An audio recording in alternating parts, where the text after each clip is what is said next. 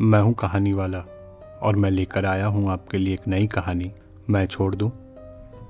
काफ़ी सदियों से आत्मा, भूत, पिशाच इन पर कहानियाँ बनती रही हैं, पर क्या सही में ऐसा कुछ है? रोहित इनमें कतई विश्वास नहीं करता था, जबकि उसकी दादी ने उसे कितनी बार भूतों का किस्सा सुनाया था। पर वह यह बोलकर पल्ला झाड़ देता कि ये किस्से हैं, इनमें सच्चाई नहीं है। एक बार तो दादी ने अपनी आप बीती रोहित के साथ शेयर की थी। बहुत पुरानी बात थी, 1960 के आसपास की। दरभंगा में रोहित के दादा दादी अपने 5 बच्चों के साथ रहते थे। आसपास कई कोस में सिर्फ 3-4 घर थे। रोहित के दादा दादी के घर के पास फूल बाबू का घर था। फूल बाबू की पत्नी और दादी काफ़ी अच्छे दोस्त थे। दादी अक्सर उनसे मिलने जाती रहती थीं। एक दिन दादी उनसे मिलकर अपने घर को वापस आ रही थीं। दोपहर की प्रचंड धूप में शायद साड़ी का पल्लू ही एकमात्र सहारा था। इतनी धूप थी कि आंखों की पुतलियां जो स्वतः ज्यादा रोशनी में छोटी हो जाती हैं, उससे भी काम नहीं बन रहा था। आंखों को भी भींचना पड़ रहा था। फूल बाबू के घर से दादी की घर की ओर एक सड़क जाती थी और सड़क के किनारे एक तालाब था। रास्ते से दादी का घर साफ दिखता था। दादी ने एक बार नजर उठाकर देखा कि घर की ओर से काफी धुआं उठ रहा है। ऐसा लगा जैसे आग लगी हो। दादी के तो होश ठिकाने ना रहे। उन्होंने सोचा बच्चे घर पर हैं और उनकी ही कोई खुराफात होगी। 500 मीटर का फासला होगा और दादी सरपट भागने लगी। रास्ते में राय साहब मिल गए। उन्होंने दादी से पूछा, क्या हो गया, भाग क्यों रही हो? दादी ने कहा, आग लगी है घर में। बदहवास दादी हाँफते हुए ज्यादा बोल भी नहीं पा रही थी। राय साहब ने कहा, अरे तुम्हारे नौकर ने पुआल जलाया है, आग नहीं लगी है, मैं वहीं से आ रहा हूँ, सब ठीक है, घबराओ मत। दादी के जान में जान आई और वो घर आ गई। घर पहुँचते ही उन्होंने रोहित के दादाजी को बतलाया कि मेरे तो कांटों खून नहीं थे, मुझे लगा कि घर में आग लगी है। मैंने बहुत धुआं देखा। वो तो भला हो राय साहब का, रास्ते में मिल गए और उन्होंने कहा आग नहीं लगी है। दादाजी ने बड़ी गंभीरता से सारी बातें सुनी और पूछा, कौन, शिवशंकर राय? दादी ने कहा, हाँ और कौन? दादाजी ने कहा, ऐसा हो ही नहीं सकता, राय साहब को तो मरे 3-4 महीने हो गए हैं। दादी के तो होश ही उड़ गए। उन्होंने बताया, मध्यम कद के श्याम रंग के राय साहब? दादाजी ने कहा, हाँ और कौन, वही राय साहब, वो तो दुनिया में नहीं रहे। ये कहानी बतलाते हुए वो रोहित को कहती थी, मैं भी तेरी तरह नहीं मानती थी इन सब में, लेकिन जब से ये घटना हुई अब तो मेरा विश्वास हो गया है। रोहित कहता, आप खुद बता रही हैं कि चिलचिलाती धूप थी, तो हो सकता है आपने ढंग से नहीं देखा होगा और आपको लगा होगा कि राय साहब हैं। कोई इसमें आश्चर्य वाली बात नहीं है, अक्सर होता है। दादी बोलती, ऐसा हो ही नहीं सकता, अब तेरी शक्ल देखूंगी तो धोखा थोड़ी ही खाऊंगी।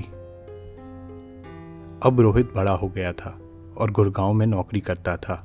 यहाँ आए उसे अभी कुछ ही महीने हुए थे। आंख मूंदकर बात मानने वालों में से वो नहीं था। काफी प्रैक्टिकल 30 साल का लड़का था।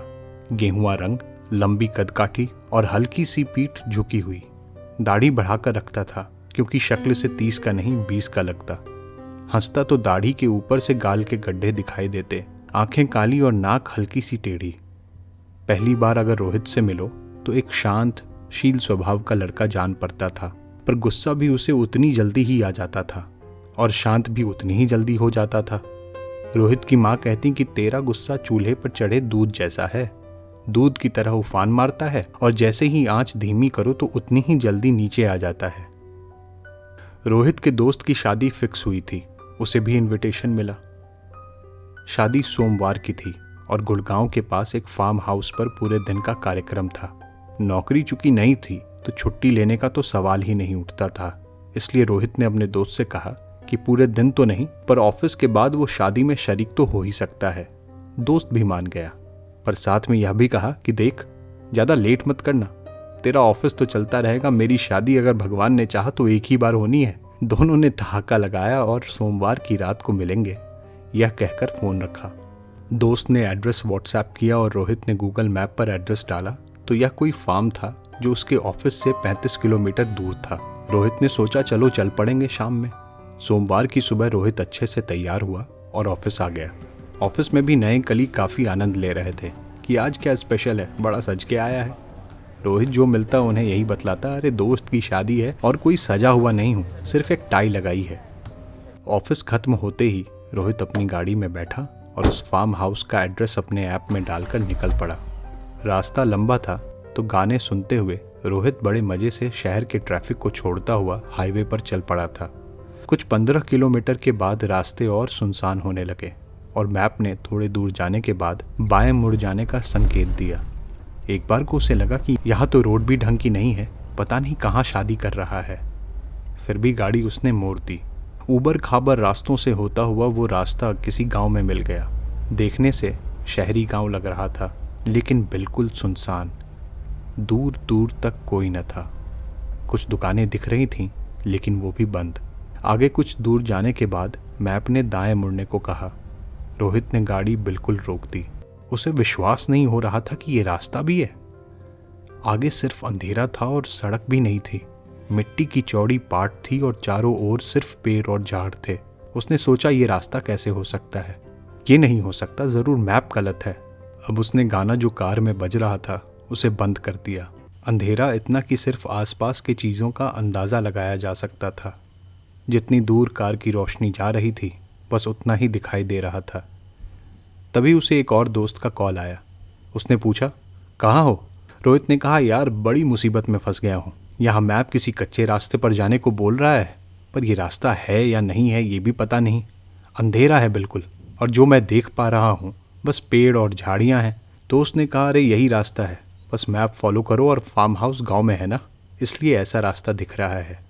ज़्यादा दूर नहीं हो, बस 15 मिनट लगेंगे अब ज़्यादा से ज़्यादा।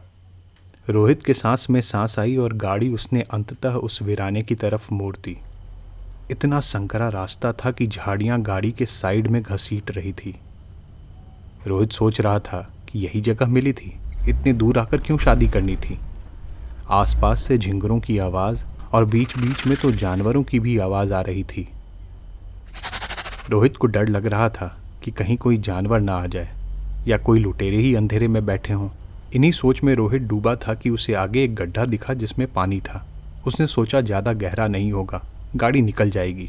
लेकिन जैसे ही गाड़ी उन गड्ढों में गई, पीछे का पहिया वहीं जाम हो गया। जितना भी एक्सेलरेटर देता, पीछे का पहिया बस वहीं पर घिरनी की तरह गोल गोल घूमता। उसका ध्यान मैप पर गया तो देखा कनेक्टिविटी लॉस्ट का सिग्नल है। गुस्से में उसने जोर से अपना हाथ स्टीयरिंग व्हील पर दे मारा। बड़बड़ाते हुए हाथ में मोबाइल लिए रोहित बाहर निकला कि कुछ जुगाड़ तो निकालना ही होगा। गुस्से में अजीब होता है ना, आप कहाँ हो इसका आप सुध तक नहीं लेते। पास में उसे एक पत्थर दिखा तो उसे उठाकर रोहित गाड़ी के पहिए के नीचे एडजस्ट करने लगा। उसने सोचा कि अगर टायर इसके ऊपर चढ़ जाए तो गाड़ी आराम से निकल जाएगी। हाथ तो गंदे हो ही गए थे। फिर गाड़ी में बैठकर रोहित ने फिर से एक्सेलरेटर पर पूरा जोर दे डाला। गाड़ी लेकिन ज्यों की त्यों अपनी जगह पर खड़ी रही। वह फिर बाहर निकला और फ़ोन को अपने हाथ से ऊंची करके सिग्नल की बाट देखने लगा कि अगर आ जाए तो किसी को बुला लेगा। यह सब वो कर ही रहा था कि पीछे आवाज़ आई, क्या कर रहे हो यहाँ? आवाज़ में काफ़ी दम था। अंधेरे में ये अंदाज़ा लग रहा था कि कुछ 6 फुटा आदमी होगा जिसने सफ़ेद कलर का पैजामा कुर्ता डाल रखा था। रोहित ने मोबाइल का फ्लैश लाइट ऑन करके उसके चेहरे की तरफ डाला तो उसके होश उड़ गए। दिल की धड़कन अचानक से इतनी तेज हो गई कि लगा कि अब कलेजा मुंह को आ गया। माथे पर पसीने आ गए और सांसें ऊपर नीचे होने लगीं और वो धड़ाम से नीचे गिर गया। आंखों के सामने अंधेरा छा गया। उस आदमी के चेहरे पर कुछ नहीं था, न आँख, न नाक, न बाल, न होंठ, न कान, सिर्फ एक मांस का लोथड़ा था। थोड़ी देर बाद जब उसे होश आया तो देखा वो आदमी उसके पास बैठा था। उसकी चीख निकल गई। उस आदमी ने कहा, क्या देख लिया? ऐसा क्यों चीख रहे हो? रोहित ने डरते हुए कहा, मेरा फ़ोन कहाँ है? उस आदमी ने नीचे इशारा किया। उसके बगल में ही फ़ोन गिरा पड़ा था। उसने कांपते हाथों से फ़ोन की रोशनी जलाई और उसके मुंह की तरफ किया तो एक मुस्कुराता हुआ आदमी दिखा। अधेड़ उम्र का लग रहा था और मूछें भी काफ़ी घनी थीं, जिनमें कुछ सफ़ेद बाल भी थे। उसने कहा, मुझे तो लगा कि आपने जैसे कोई भूत देख लिया हो। इतनी बदहवासी की हालत में भी रोहित ने झल्ला कर कहा, मैं भूतों में नहीं मानता। पता नहीं यहाँ कैसे फंस गया। दोस्त की शादी में जाना था, रास्ता तो यही बता रहा था। उस आदमी ने उससे फार्म का नाम पूछा और रोहित ने उसे बताया। उसने कहा, मैं छोड़ दूँ? मुझे पता है, वैसे रात में जगह ठीक नहीं है, आपको आना तो नहीं चाहिए था, लेकिन अब आ गए हो तो मैं छोड़ देता हूँ। आपकी किस्मत जो मैं मिल गया। रोहित मान गया। उसने कहा, मेरे पीछे पीछे चलो और टॉर्च जलाए रखो, रोशनी देखकर शायद कोई जानवर ना आए। रोहित डरता हुआ उसके पीछे पीछे चल पड़ा। चलते चलते वह अभी के घटना के बारे में भी सोच रहा था। अपनी ज़िंदगी में कभी रोहित इतना डरा नहीं था। क्या हो गया था उसे? वो चेहरा अभी भी रोहित के दिमाग में घूम रहा था, पर बार बार रोहित अपने आप को यथार्थ में ले आता, क्योंकि रास्ता खुद में खतरनाक लग रहा था। उसे अपना पूरा ध्यान उस रास्ते पर रखना था। आसपास की आवाज़ खुद में भयभीत करने वाली थी। कुछ दूर चलने के बाद वो आदमी ठिठक गया। रोहित ने पूछा, क्या हुआ, रुक क्यों गए? जैसे ही रोहित ने उससे पूछा, वैसे ही वो आदमी तेज कदमों से आगे बढ़ा और बाएं एक झाड़ में घुस गया। रोहित उसका पीछा करते हुए गया और उसने देखा तो वो वहां था ही नहीं। रोहित ने आवाज़ लगाई, भाई साहब कहाँ गए? रोहित ने कहा, आपको मजाक सूझ रहा है? मुझे अपने दोस्त के यहाँ जाना है और आप मजाक करने में लगे हैं। काफ़ी देर तक जब वो नहीं आया तो रोहित ने एक बार और आवाज़ लगाई। उसने कहा, ये जो तुम कर रहे हो ना, मैं इन किस्सों को सुन सुन कर बड़ा हुआ हूँ और अब तुम्हारे इस खेल में मुझे कोई इंटरेस्ट नहीं है। रोहित पीछे मुड़ा और अपनी कार की ओर चल पड़ा। सोचा, ज़्यादा से ज़्यादा क्या होगा, कार लॉक करूँगा और उसी में आज रात सो जाऊँगा। चुन के शादी की है मेरे दोस्त ने, पूरे ब्रह्मांड में यही जगह बची थी। चलते चलते रोहित अपने कार के पास आने लगा तो देखा कि एक लाश उसके कार के पास पड़ी है। रोहित अपनी कार की तरफ भागा और पास पहुंचा तो उसकी आंखें फटी की फटी रह गईं। ये तो उसकी ही लाश थी। वो सोचने लगा, ये क्या हो रहा है? मेरी लाश ये यहाँ क्या कर रही है? ये सच नहीं है, ये सपना है। कि पीछे उसके एक हाथ आया और ये वही था जिसके चेहरे पर न होंठ था, न आंख, न कान, बस एक मांस का लोथड़ा। और उसने कहा, मैं छोड़ दूं?